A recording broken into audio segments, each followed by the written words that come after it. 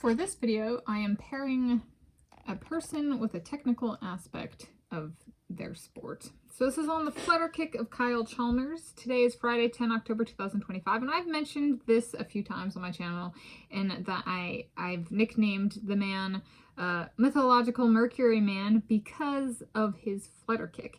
And Mercury was a messenger to the gods who had wings on his feet. And I find Kyle Chalmers's flutter kick so distinctive that I was like, it reminds me of the man with the wings on the feet. So here I, Tanis, she, her, hers of Seattle, provide my perspective on the flutter kick of Kyle Chalmers in the sport of international swimming. The flutter kick is a style of kick-type propulsion in swimming. Yes, so flutter kick is used with crawl, stroke, which is there's front crawl, which is commonly called freestyle, and then there's back crawl, which is called backstroke, and the feet go like this.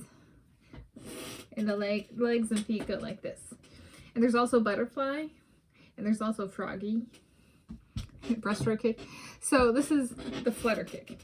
And he has very, very quick feet. It's the fastest feet I've seen in video form in my lifetime, and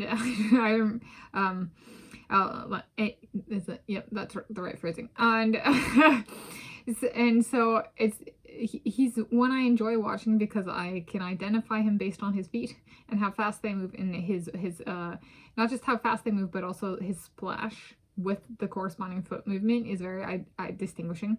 And this is one that during the 2024 Summer Olympic Games, his 100-meter freestyle portion of the medley relay for Australia in the final, I did get to see his feet. I did identify him. It was a little bit of a different cadence, but the splash helped with identification of the man.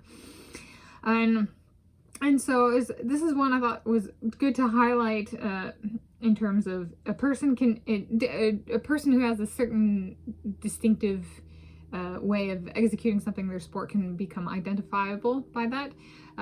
There is also like it carries across sports, and the concept of a person executing what they do in a certain way can help us as spectators in identifying them on the field, especially if they're like in the water where we can't see the face.